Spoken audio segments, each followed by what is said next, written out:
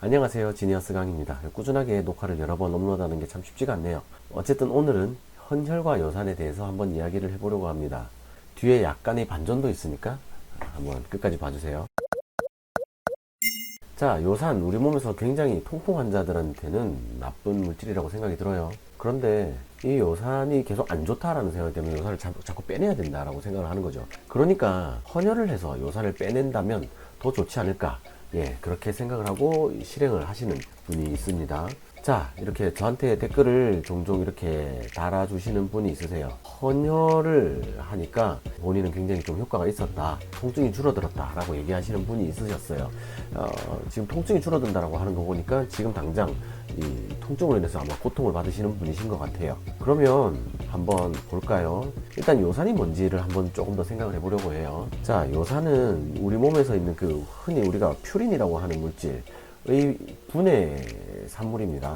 이 퓨린이라는 물질을 우리가 자꾸 피해야 된다고 얘기를 하잖아요. 통풍 환자들은 퓨린이 많이 든 음식을 피해야 된다, 이런 얘기를 너무 많이 들으셨어요. 그런데 여기서 이 요산은 그래서 마지막에 되는 건데, 이런 데노버 합성을 통해서 이제 이루어져요. 그래서 결국은 퓨린이 만들어지고 요산이 결국 만들어지게 되는데, 그런데 그 퓨린에 의해서 여기서는 한번 볼 게 있어요. 잔틴옥시데이즈라는 건데, 우리가 통풍약, 그러니까 요산 저해제를 꾸준히 먹잖아요. 페브릭이든 뭐 여러 가지가 있는데, 그때 퓨린이 이렇게 어떤 퓨린이라는 물질에서 다른 물질로 변하고 다른 물질로 변하고 다른 물질로 이렇게 변해서 마지막에 요산이 만들어질 때, 이때 마지막에 있는 효소가 바로 이 녀석입니다. 그래서 우리가 흔히 먹는 약들은 대체로 여기 이 마지막 단계를 하지마 이렇게 만들면서 이 요산이 만들어지는 걸 저해해요. 그러다 보니 이 물질이 조금 많이 생길 수는 있겠죠.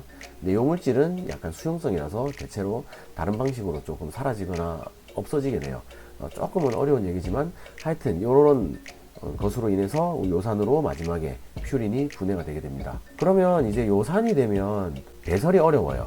그러면 어떻게 되느냐, 뭐 일부는 재흡수되고 일부는 나가고 해서 뭐 소변으로 나갑니다. 근데 여기서는 이제 재흡수된다는 것에 대해서 우리가 한번 봐야 돼요.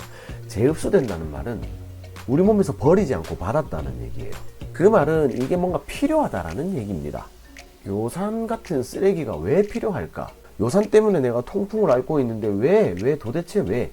라고 생각을 할 수 있단 말이죠.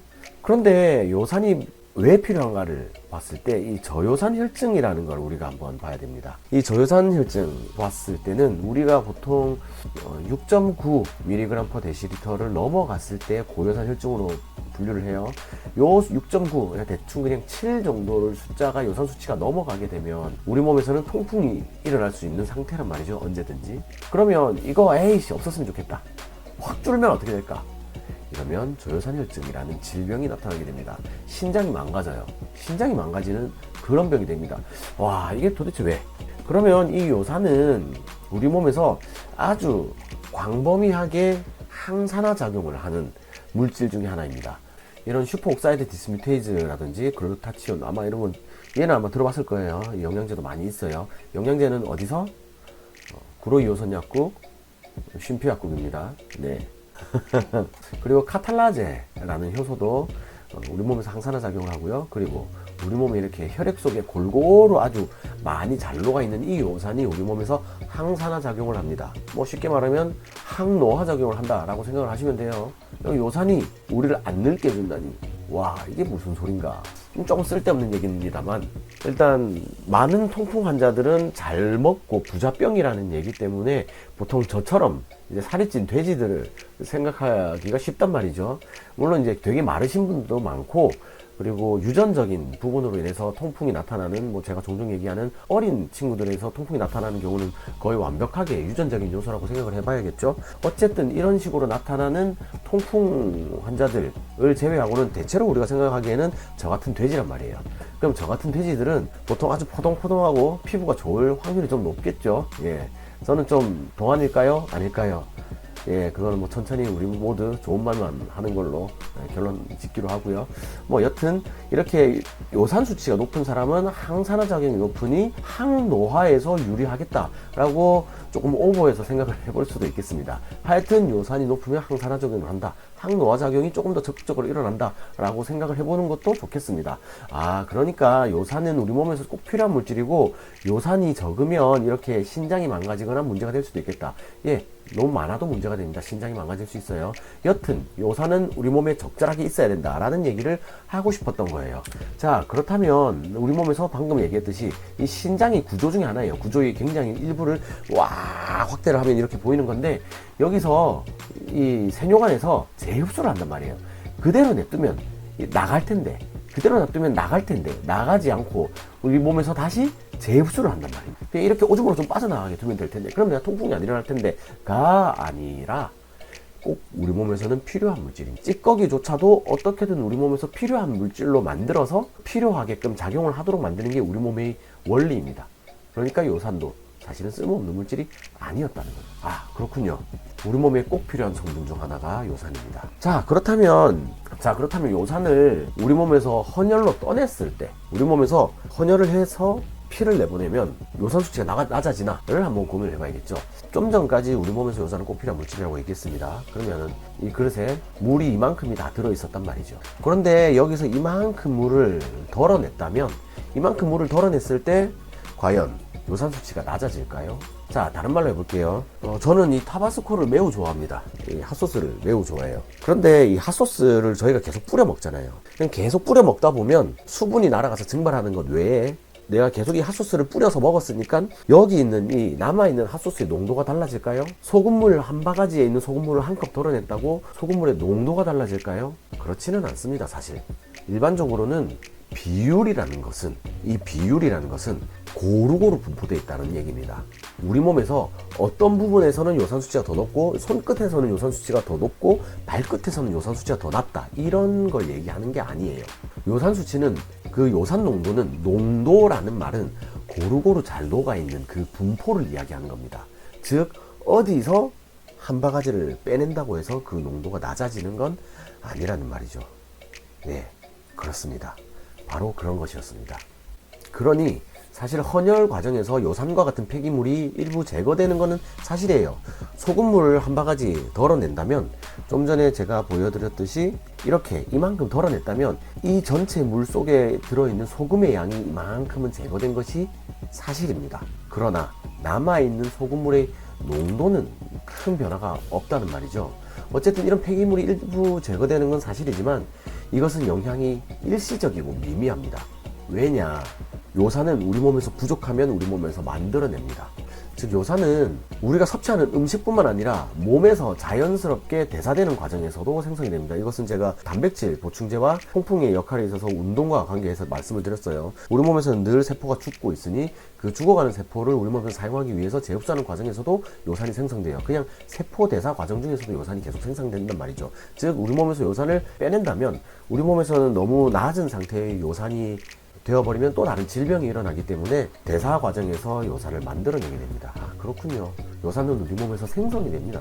그러면 요산 수치의 조절은 대표적으로 이런 것에 의해서 조절됩니다. 우리가 섭취하는 퓨린의 양에서 일단 요산 수치가 조절이 되고요. 그리고 우리 세포 내에서의 퓨린 대사 속도, 우리 몸에서 만들어내는 퓨린 그 자체가 얼마나 빠르게 만들어지느냐. 어떤 사람은 체질적으로 빠르게 만들어내시는 분들도 있고요. 어떤 사람은 체질적으로 느리게 만들어내는 사람이 있어요. 무슨 말이냐면 고기 1kg를 먹었을 때 그 고기 1kg를 퓨린으로 만드는데 걸리는 시간이 4시간인 분도 있고 10시간인 분도 있다는 얘기입니다. 그러면 후자의 경우 요산을 만들어내는 속도가 느린 사람의 경우에는 고요산 혈증이 나타날 확률이 조금 적겠죠. 뭐 이런 체질적인 부분도 분명히 관계를 하고요. 그리고 신장과 장에서 요산 배설 능력, 좀 전에 말씀드렸듯이 우리 몸에서는 신장에서 그러니까 요산을 재흡수를 하지만 또 배설을 하기도 합니다. 몸에서 많으면 배설을 해요. 우리 몸에서는 너는 요산 수치가 이 정도가 정상이야 를 설정해두고 그보다 많으면 빼내고 적으면 더 흡수하거나 만들어내려고 합니다. 그게 우리 몸의 원리입니다. 그렇구나. 그러면 헌혈이 아무 의미가 없어요? 헌혈을 해봤자 요산 수치는 변화가 없을까요? 라고 얘기를 했을 때, 그래서 저도 지금까지는 이게 그냥 원리적인 부분이에요. 원론적인 얘기들이에요. 그러면 이제 찾아봐야죠. 예, 이거는 이제 아페레시스는 이제 그 혈장 헌혈, 우리 몸에서 전혈 헌혈이 아니라 혈장 헌혈을 하는 거예요. 이렇게 했을 때 이 요산 수치와 기타 등등의 변화를 이제 중국에서 연구한 논문입니다. 관계된 논문, 이 헌혈과 요산 수치와 관계된 논문들이 정말로 좀 적기는 한데, 그나마 좀 수치 자체를 나타낸 논문은 요거 하나 정도 말고는 제가 잘 못 찾겠어요. 예, 그나마도 지금 최근에 2023년 1월에 나온 논문이니까 그전에는 저도 이걸 본 적이 없었어요. 저 아까 전에 그분께서 고맙게도 댓글을 달아주셔서 본인의 경험을 공유해 주셨기 때문에 저도 조금 더 이렇게 찾아보게 되고 여러분께 말씀드릴 수 있는 거죠. 자, 그런 의미에서 여러분 약이 필요할 땐 어떻게? 네, 구로 디지털 단지역에 있는 구로 유효선 약국 혹은 잠실역 안에 있는 쉼표 약국 계속하겠습니다. 자, 여기는 이제 한 사람 한 사람은 아니에요. 이건 이제 굉장히 많은 집단에 대한 케이스를 연구한 겁니다. 사실 윤리적인 문제도 있겠죠. 헌혈을 해서 피를 빼고 나서 검사하고 또 헌혈시키고 피 검사하고 헌혈시키고 피 검사하고 굉장히 윤리적인 문제가 있어요. 그리고 이게 요산 수치는 하루에도 여러 번 계속 변화하기 때문에 이 요산 수치를 언제 측정했느냐, 그리고 이 헌혈자가 헌혈 전날에 고기를 많이 먹었느냐 아니냐, 뭐 이런 것들에 따라서도 자꾸 변할 수가 있단 말이죠.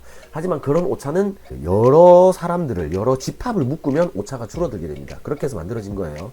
자, 그러면 헌혈을 10번 했을 경우에, 헌혈을 한 번 한 것과 10번 했을 경우에 처음에 약 수치가 4.7인 사람들이 4.3 정도로 낮아지게 됩니다.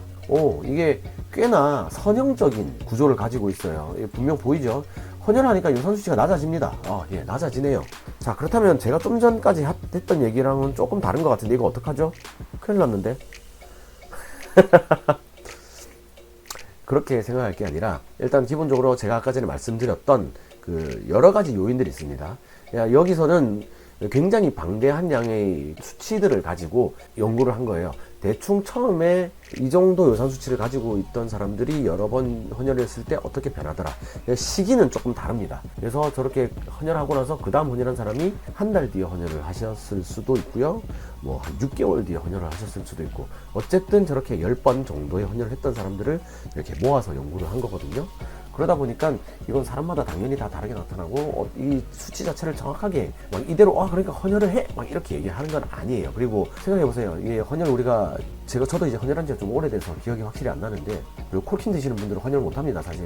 그러네요. 이건 제가 준비하면서도 생각을 못 했는데, 제가 방금 영상 찍다가 좀 긴급하게 찾아봤는데, 일단 통풍약 자체는 헌혈 금지 약물은 아닙니다. 하지만 급성 통풍으로 인해서 발작 치료 중이면 헌혈이 불가능합니다. 즉 이제 콜킨 섭취하시는 분들은 안 되고요. 일반적인 뭐 페브릭이나 알로프리놀, 그러니까 자이로릭 같은 것 드시는 분들이라면 요산 수치가 7.0 이하로 관리되고 있는 중이라면 헌혈을 하셔도 된다고 합니다. 여튼간에 이런 식으로 헌혈을 여러 번 했을 경우에 요산 수치가 뭐 사실 어떻게 보면 굉장히 드라마틱하게 낮아지진 않아요. 하지만 선형으로 분명히 어느 정도 낮아지는 이런 결과를 나타내고 있습니다. 그리고 이 논문을 내용을 보면 이것뿐만 아니라 다 좋아진다고 나와요. 뭐 전부 다까지는 아니지만은 이건 좀 유의미하다고 좀 보기는 좀 어렵지만, 이렇게 HDL이나 뭐 트리글리세라이드 수치 같은 경우는 이렇게 개선이 되는 걸로 이렇게 나와요.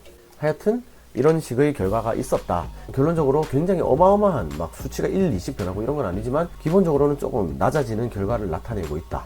하지만 우리 몸에서 기준으로 하고 있는 요산 수치가 요 정도라면 결국 다시 시간이 지나면 이 정도를 회복하게 될 것이다. 이 이유는 제가 이 마지막 연구 결과를 말씀드리기 전에 그전에 있었던 내용들을 보면 아실 수 있겠습니다. 자, 그러니까 결론입니다. 사람마다 해결책은 다르다. 예를 들어서 저의 경우에는 대부분의 음식들에 대해서 크게 발이 불편하지 않습니다. 오랫동안 관리해왔고, 어떤 분은 계란만 먹으면 발이 너무 불편해서 계란을 아예 먹지 않고 있다, 이런 분들도 있더라고요. 하지만 저는 그렇진 않은데, 딱 하나 순대는 또 특히 내장을 좋아하는데, 순대를 먹었을 때만 먹고 나면 다음날에 약간 발이 조금 묵직한 느낌이 있기는 합니다. 뭐 맥주나 뭐 이런 것들도 크게 상관은 없는데, 막 일주일씩 먹고 이런 거만 아니면 크게 상관이 없더라고요. 하지만 저 같은 경우는 순대만큼은 이상하게 그런 느낌이 항상 오더라고요. 그러니까 사람마다 당연히 해결책도 다르고 그걸 풀어나가는 방식도 다르다. 싫은 거라면 안 먹으면 되고, 내가 어떤 방식을 했을 때 그게 좋다면 하면 되겠다. 그리고 이러한 내용들을 알려주신 그분께서 헌혈도 하나의 방법일 수 있겠다라는 걸 알려주셨고, 그리고 그것이 누군가에게 도움이 된다면 그것도 좋은 일이라는 생각 때문에 일단 이렇게 영상을 찍게 되었습니다. 그리고 결론에 제가 안 넣었는데 마지막 하나로 영양제가 필요하시다면 구로 디지털 단지역 구로 2호선 약국, 그리고 잠실역에 있는 쉼표 약국, 예, 꼭 기억해 주시고요. 오늘은 여기까지 해서 헌혈과 통풍에 대한 이야기를 한번 해보았습니다. 얘기가 중간에 헌혈해봤자 별 소용없다라는 느낌이었지만 마지막에 쏙 바뀌었죠. 하지만 그렇다고 우리가 전혈 헌혈하면 한 달에 한 번, 아마 맞죠? 저도 한 지 좀 오래돼서요. 혈장 헌혈 같은 경우는 2주인가 4주 지나면 또 할 수 있죠, 아마. 그런데 사실 헌혈하면 좀 힘들어요. 힘도 좀 빠지고, 만약에 정말로 통풍으로 인해서 좀 고통스럽다, 불편하다. 하지만 누군가는 그걸 수혈해야 되니까 내가 몸에 문제가 없는 상태, 콜킨을 복용하지 않은 상태, 발작이 없는 상태, 요산 수치가 잘 관리되고 있는 상태, 그런 상태라면 이렇게 헌혈을 하면서 좋은 일도 하고 나도 좀 도움이 된다면 아주 좋겠습니다. 그렇게 해서 도움이 되시는 분들이 있다면 네, 저도 좋을 것 같고요. 네, 오늘은 여기까지 하고요. 또 다음번에 재밌는 얘기, 유익한 얘기, 재밌진 않나요? 어쨌든 그런 얘기로 다시 찾아뵙도록 하겠습니다. 감사합니다. 지니어스 강이었습니다.